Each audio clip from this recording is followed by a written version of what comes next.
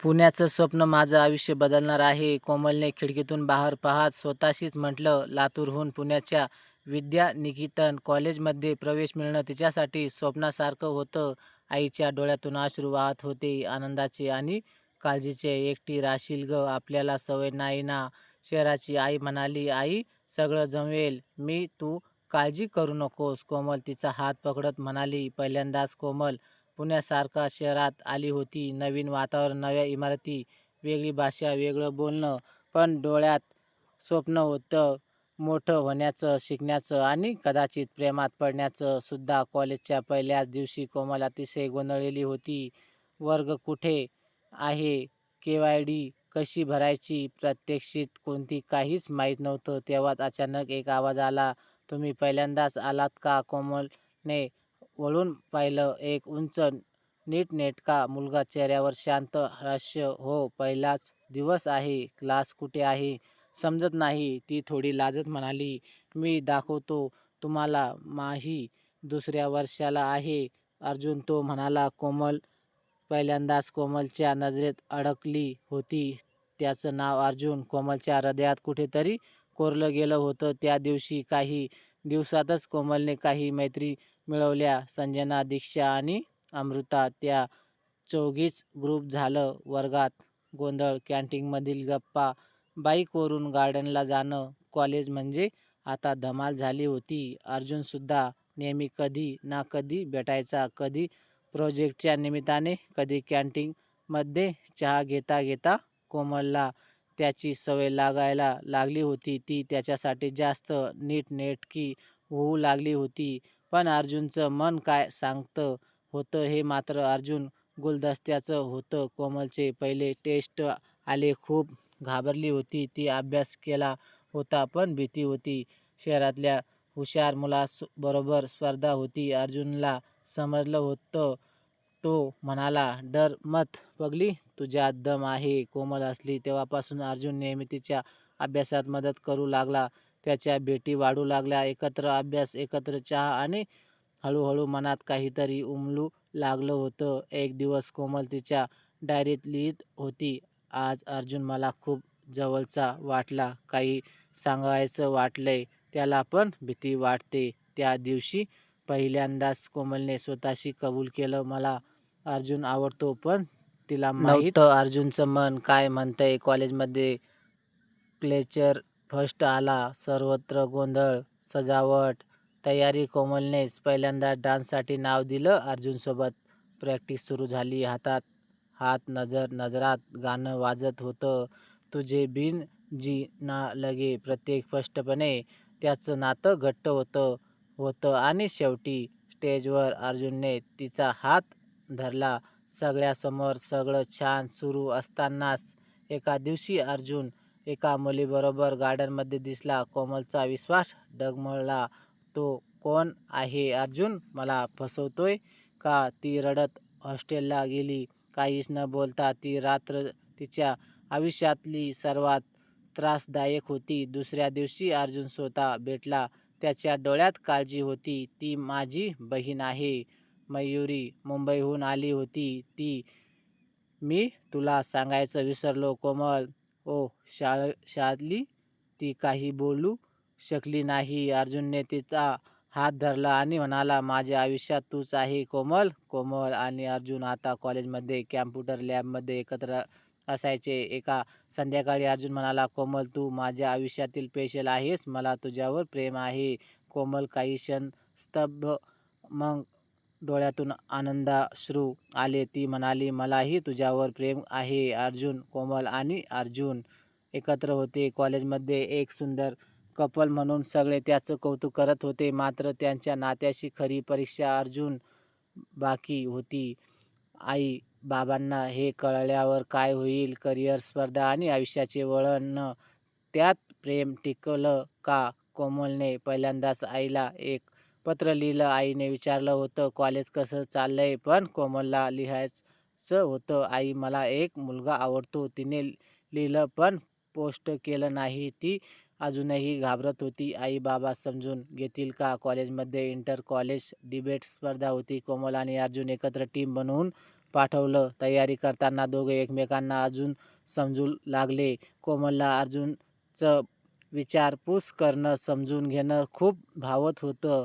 ती स्वतःमध्ये आता आत्मविश्वासाने बोलू लागली. राहुल कोमलचा वर्गमित्र. त्याला कोमल आवडायची, पण तो नेहमी शांत राहायचा. एक दिवस त्याने कोमलला सांगितलं, मला तुझ्यावर क्रॅश आहे, पण मी तुझं नातं अर्जुनसोबत पाहिलं आणि मला तुमचं खूप आवडतं. कोमल भावूक झाली. राहुल खरा मित्र ठरला. एका पावसाळी संध्याकाळी वीज गेली. हॉस्टेलमध्ये मेणबत्त्या लागल्या. कोमल आणि तिच्या मैत्रिणी गप्पा करत बसल्या. तेव्हा पहिल्यांदाच कोमलने त्याच्यासमोर अर्जुनबद्दल सांगितलं. संजना म्हणाली, तू खूप लकी आहेस, पण सावध राहा. प्रेम तितकंच नाजूक असतं. कोमल अर्जुनवर चिडली, कारण तो एका पार्टीला गेला आणि तिला न सांगता. तुला काही सांगायचं नाही का वाटलं? ती रडली. अर्जुन शांत होता. शेवटी म्हणाला, तुला दाखवायचं नव्हतं, मी चुकलो. कोमल त्याच्या मिठीत शिरली. कधीच मला दूर करू नकोस. कोमल आईशी फोनवर बोलत होती. आई म्हणाली, तू काही लपवत तर नाहीस ना? हल्ली खूप बदलली आहेस वाटतं. कोमल घाबरली. तिला माहीत होतं खोटं लपवून काही फायदा नाही, पण वेळ अजून योग्य नव्हता. अर्जुनला मुंबईला जॉब ऑफर आली.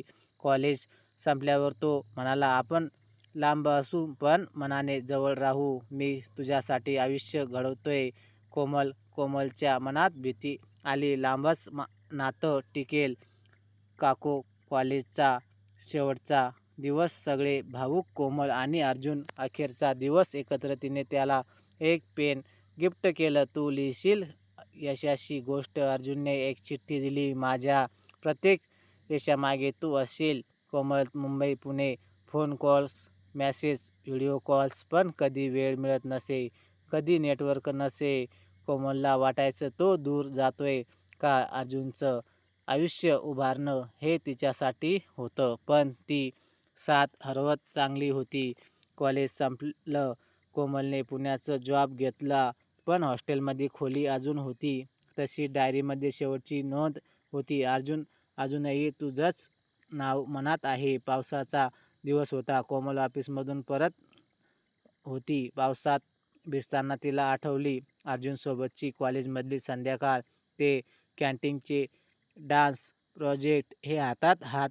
आता ते सगळं आठवणीत शिल्लक होतं, पण मन अजूनही त्या दिवसात जगत होतं. सतत अर्जुनच्या कॉल्स कमी होऊ लागल्या. सॉरी बिझी होतो, हेच उत्तर. कोमल रात्र रात्र डोळ्यात अश्रू घेऊन झोपायची. प्रेम असतं कधी काळजी, कधी भीती, कधी राग, पण आतून अजूनही प्रेम. ऑफिसमध्ये एक नवीन मुलगा विराज असला. चतुर, खूप मदतीचा. तो नेहमी कोमलची काळजी घ्यायचा.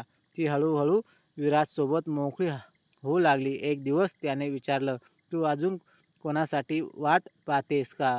कोमलला एक ईमेल आला अर्जुनचा, मी US ला जातो. 2 वर्षासाठी. माझं स्वप्न आहे. कोमल सुन्न झाली. माझं स्वप्न नव्हतं का तू अर्जुन? तिला वाटलं त्याचं हे सांगणंही फोनवर नव्हतं, फक्त ईमेलमध्ये. कोमल गोंधळत होती. अर्जुन आता देशाबाहेर. संपर्क तुटलेला. विराज नेहमी तिच्यासोबत आधार देणारा. एक दिवशी विराज म्हणाला, कोमल, मी तुला खूप दिवसापासून आवडतो. मी तुझ्यासोबत भविष्य पाहतो. कोमल शांत होती. डोळ्यात प्रश्न, मनात गोंधळ. कोमलने एका शांत ठिकाणी जाऊन स्वतःशी संवाद साधला. ती डायरी उघडली जिथे अर्जुनचं नाव होता.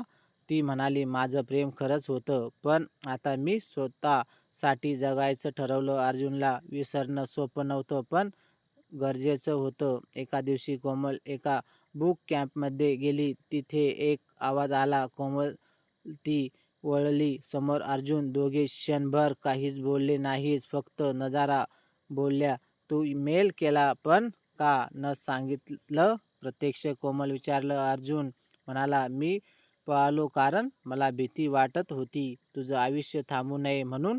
कोमलच्या डोळ्यात अश्रू होते, रागाचे नाही, उत्तर मिळवण्याचे. अर्जुन म्हणाला, आजही तूच आहेस माझ्या मनात, पण तू माफ करू शकशील का? कोमल म्हणाली, प्रेम माफ करत पण विसरत नाही. तू निघून गेलास पण मी टिकून राहिले. तेव्हाच विराज तिथे आला आणि कोमल समोर होते 2 वाटा. कोमल शांत होती. ती दोघांकडे पाहत म्हणाली, "मी आता कोणासाठी नाही, माझ्यासाठी जगणार आहे." अर्जुन हसला. "तू खूप मोठी झाली आहेस." कोमल विराजने मान डोलावली. "मी तुझा सन्मान करतो." कोमल पहिल्यांदाच पूर्णपणे मोकळी वाटत होती. कोमलने स्वतःच एक छोटंसं स्टार्टअप सुरू केलं. कोमल कॅन्स्टिक करिअर मार्गदर्शन केंद्र. तिने ठरवलं, आता मी माझं आयुष्य स्वतःच्या निर्णयावर जगणार. ती स्वतःसाठी जगायला लागली आणि हळूहळू जग बदलायला लागलं आणि लातूरहून पुण्याला आली. ती कोमलचं ऑफिस पाहून थक्क झाली.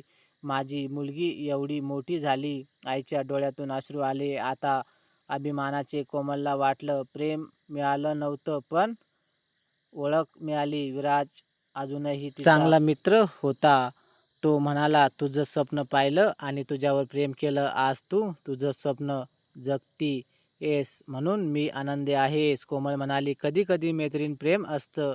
अर्जुन पुन्हा देशात परत आला. त्याने कोमलला भेटायला बोलवलं. शांत कॉफी शॉपमध्ये. "तू आता खूप बदललीस आहेस." तो म्हणाला.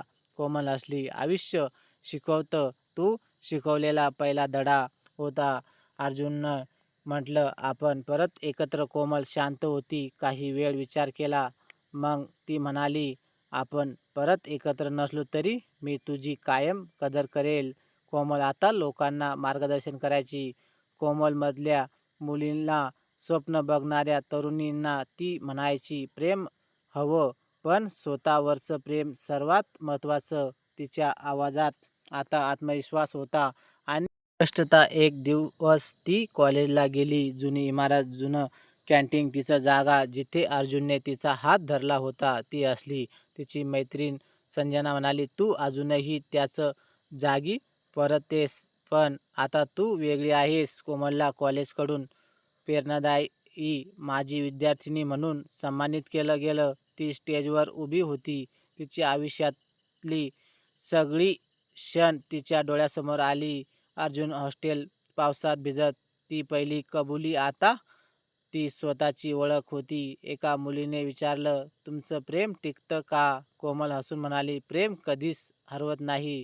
फक्त ते रूप बदलतं. कधी आठवणीत राहतं, कधी प्रेरणेत, कधी मार्गदर्शनात." कोमल आता आयुष्यात स्थिर होती. तिच्या स्वतःच्या घरात, तिच्या जगात. डायरीची शेवटची पान भरली जात होती. "मी कोमल, कोणाची तरी प्रेयसी, कोणाची तरी मैत्रीण आहे आणि स्वतःचीच मालकीण. माझी गोष्ट अजून संपलेली नाही. ती सुरूच आहे स्वतःसाठी." तर मैत्रिणींनो आणि मित्रांनो, तुम्हाला कथा कशी वाटली कमेंट बॉक्समध्ये नक्की कळवा. आणि व्हिडिओ आवडला असेल तर व्हिडिओला लाईक आणि शेअर करा. आणि अशाच नवनवीन कथा दररोज न चुकता ऐकण्याकरिता आमच्या चॅनलला सबस्क्राईब नक्कीच करा. धन्यवाद.